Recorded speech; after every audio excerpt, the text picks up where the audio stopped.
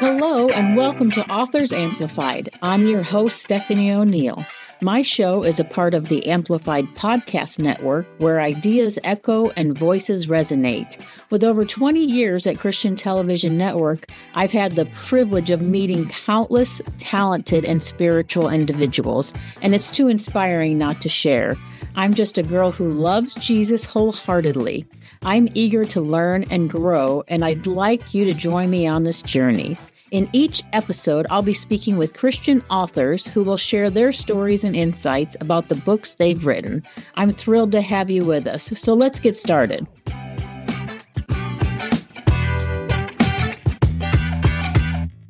Welcome to another Authors Amplified. I am so happy to have our guest today, Kristen Faith Evans. She's an award-winning author, a national speaker, a licensed master social worker, and a special needs mom. And she has brought us this amazing book, How to Build a Thriving Marriage as You Care for Children with Disabilities. Kristen, thank you so much for your time today. I appreciate you being here. Thank you so much. I'm thrilled to be here. Great. So let me ask you one question before we start. The master social worker, is the master more schooling to get to a master? Yes. So I went back to school after my graduate degree in Christian ministry, decided to go back because I wanted to help other parents from a more clinical perspective.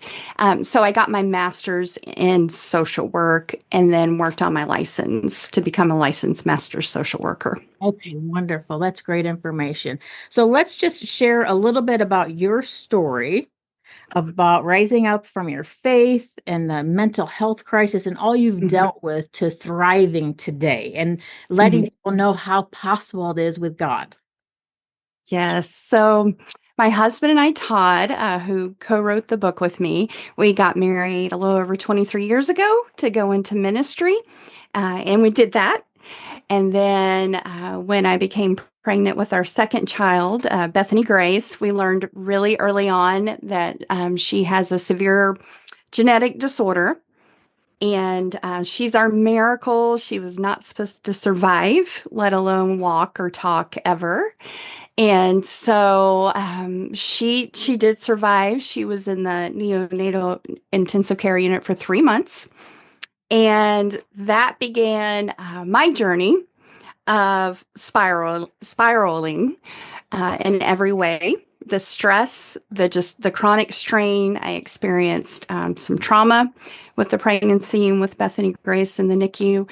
And it just began to just weigh on me in every area of life and my faith, mental health, and then our marriage began to crumble.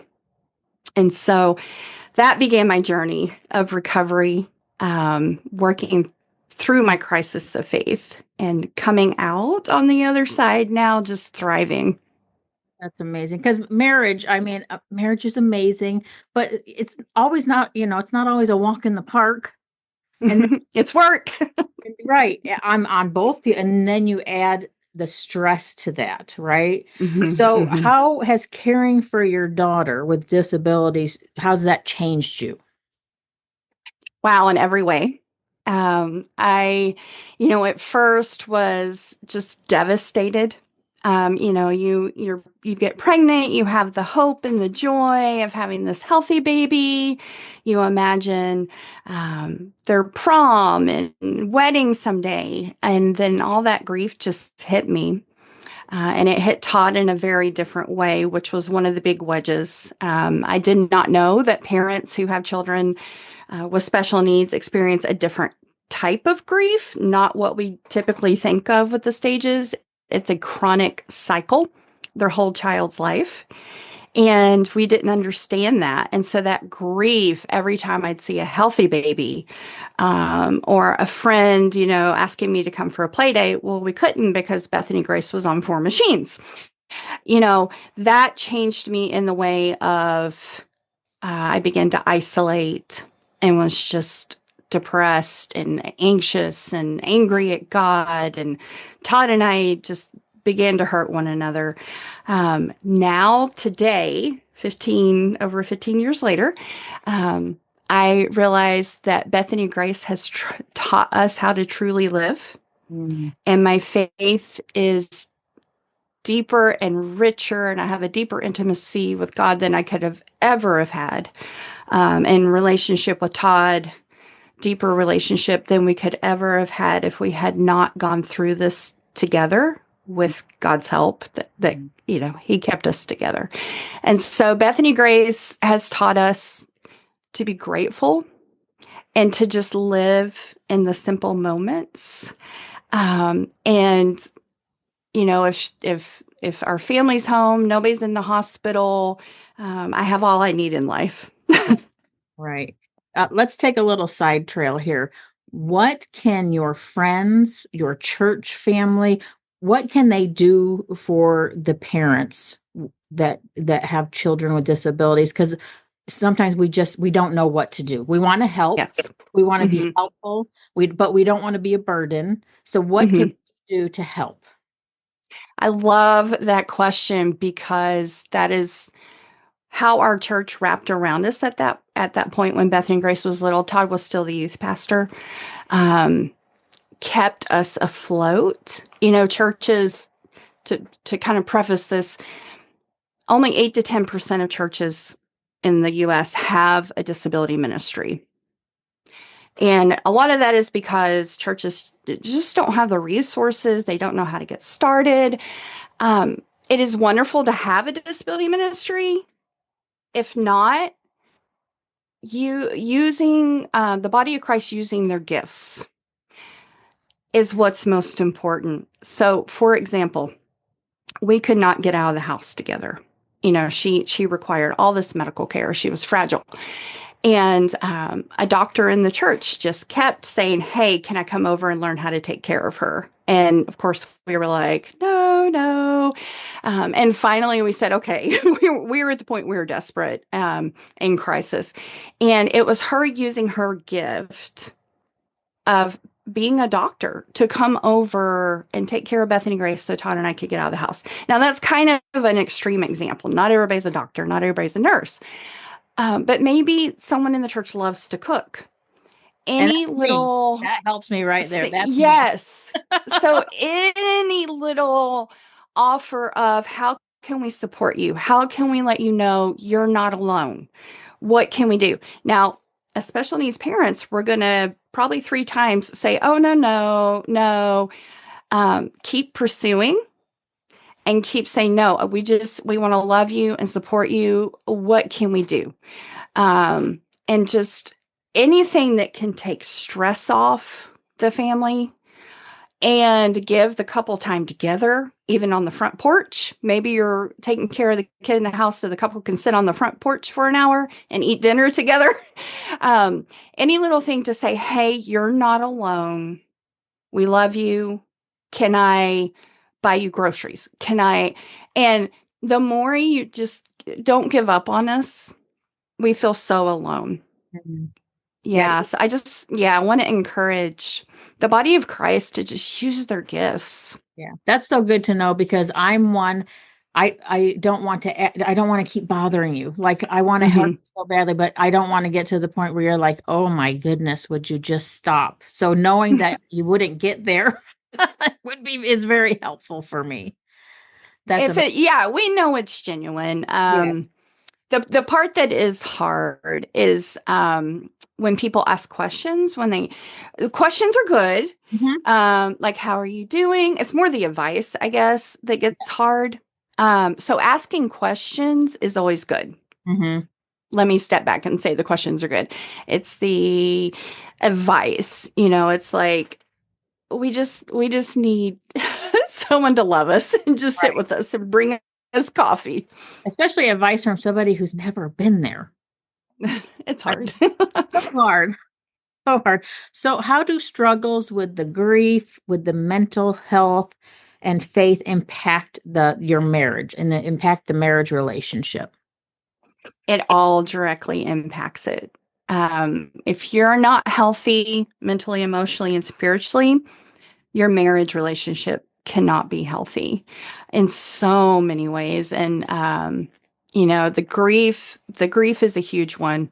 Dads and moms, based on research, I don't want to overgeneralize, experience it differently. A lot of times dads remain in denial, which makes it really hard and hurtful for the mom who's trying to desperately get help for their child. And then the dads typically compartmentalize more and kind of move on, even though those waves at different developmental stages, or you don't even know what hits you. Maybe you see your child's age out in public and it hits you. Oh, I'm buying a toddler toy for my 15-year-old, and it hits moms and dads and the mom may experience it more intense. So that piece, and then you've got the, 1 in 3 at least, I think that's low. Disability parents do develop clinical anxiety or depression or both. Yeah. And so you think about 1 in 3 marriages where one of the spouses at least is depressed. That changes things. And then, of course, I was in a faith crisis. I didn't even want to go to church. If I could, get out of the house. And Todd was the youth pastor. So you start to feel guilt and you start to feel shame, and it just all spirals down. It's so many emotions. And in every aspect, men and women always think differently, I think. That I've read books, because I've been married 30 years. And I'm always wanting to learn, because I know that the way I think is so different than the way my husband thinks. So this book, even though I want to mention the name again, How to Build a Thriving Marriage as You Care for Children with Disabilities. I want to say it's not just for that, because I married 30 years. My husband and I are empty nesters for 10 years. His sister passed away and his mom moved in with us. So we've become caregivers. And this book has helped me so much in that respect. It doesn't have to just be for parents with children with disabilities. It could be for people who are caregiving. That's exactly right, because the stress is very similar, very, very similar. You can even have, the challenging personality changes caring for a parent who has dementia, or, the 24-hour caregiving in the middle of the night. That is an excellent point, that the stress compares. And then you have, the parent, your whoever loved one you're caring for is in the house all the time and can't get out of that stress. So yes, that's an excellent point. Yeah. And even though we don't mind it, like we feel like we're blessed to be able to take care of her, it's still so different. So it's not because we don't want to. It's just because it's so unbelievably different. I love in the book because I can only imagine the overwhelmingness of bringing a child home with disabilities and then not being able to relate to your spouse and everything. I love that at the end of each chapter, you have identify where you are, you have skills, set your goals, plan your path. Because I believe when you're in the midst of all of that, one more thing to think about, like to think about on your own, would be one too many. Right. Right. So it's very helpful in the book to just like, here's what we're showing you. Here's what we're teaching you. Here's what we went through. Now let's talk about you, right? You can write down what you're going through. You can write down thoughts and if you guys do it, and if they do it together, man, it would really share that that's how you could share each other's emotions and thoughts, without the stress of trying to figure each other out, right? Right. And, realistically, probably what's going to happen, not to overgeneralize, probably it's going to be the wife who picks up the book, because we tend to be the researchers, not always. And, even if just one spouse, wife or husband, picks up this book, flips to the end of one chapter, we recommend read the points. Yes. But if you start to implement one of the simple skills, even if it's just one spouse, we believe that the other spouse, even if they don't know what you're doing, will start to see a difference. Mm-hmm. Because the last thing we want is for this to be overwhelming for couples. Mm-hmm. And we say, pick one skill, one chapter, because we do have to learn as couples and as special needs parents, additional skills Mm-hmm. that other couples and parents, all parents are stressed and it's becoming worse. And our coping skills are not keeping up with the demands that all parents are facing. But especially special needs parents, we have to learn coping skills, marriage skills. We have different communication needs. And so we just encourage you to just pick one simple skill and try that one. Right. I agree completely. It's always funny with spouses because, being married 30 years, in the back of my mind, I'm like, well, he should know what I'm thinking. He should know nothing could be further from the truth. True. Their spouses are not mind readers, and it doesn't matter how long you've been together because we're not always the same, right? We don't always have the same emotions. We don't always have the same feelings. So if you could go back and go back and just redo one decision, do you have one decision that you think about that you would redo? Looking back and now knowing what I know from my experience and from research, I would seek more support. I isolated from other parents, felt like they left me. I didn't go for mental health treatment until Beth and Grace was like 13 months old. I never joined a support group until years later. And I would, instead of withdrawing and isolating, I would reach out. And I encourage parents, it's hard to get to a support group in person. There may not even be one in your area, but there are amazing online virtual support groups. So that is one of the biggest pieces that can help these parents and couples be resilient. And I just wonder, I try not to regret, but I just wonder if I had done that, would we have gone through the suffering? Maybe, but we would have had more support and encouragement. Right. What strategies would you give to a couple to communicate better? Like just simple, like we're going through the heat of this right now. Please help us to know, how do we communicate better? Yeah. So we have more to talk about, more intense issues and less time to talk.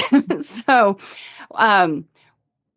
basically think the best of one another. That's something that that's always been kind of one of and we kind of forgot that rule or a principle for a couple of years. Just thinking the best of one another. You both love your child. You both want the best. You may be coming at it from a very different perspective and opinion, but just be on the same team and do everything out of love. Everything you say, even if there are hot, intense emotions in the conversations that we have about our child.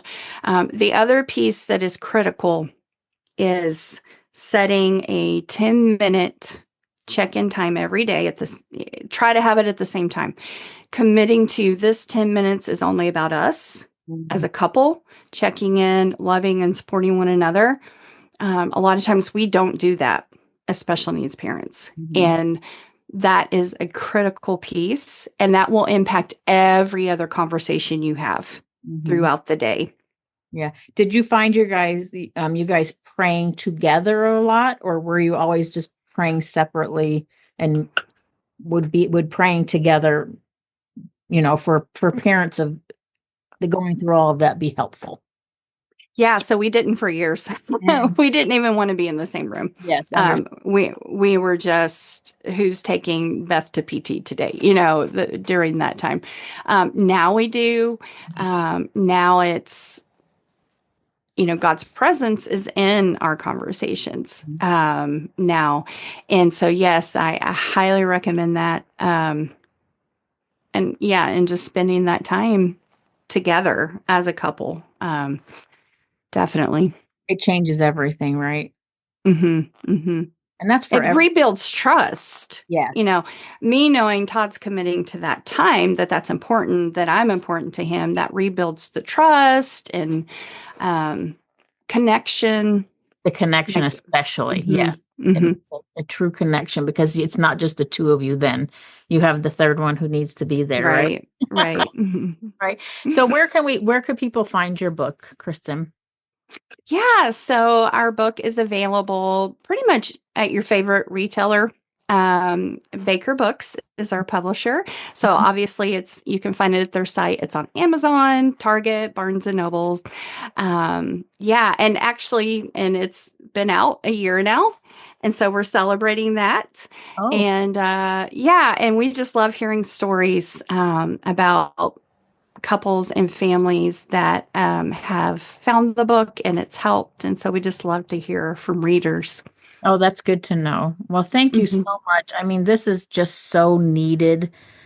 I mean, for everyone, really. I mean, that what you teach in here, the skills you teach in here could go for every single marriage out there. It's Hmm. Hmm. great knowledge. So Yeah, thank we all need help. always, right? 'Cause you have two people with different personalities, and I don't know. I just always say we need all the help we can get. That's right. We But here's all. the Lord, right? That's right. Well, thank you so much, Kristen, for your time. I truly appreciate it. Look for How to Build a Thriving Marriage as You Care for Children with Disabilities, written by Kristen Faith Evans and her husband, Todd Evans. Thank you, Thank you Kristen. so much. Thank you. Thanks for tuning in to Authors Amplified. If you enjoyed this episode, share it with a friend and subscribe for more incredible authors next time.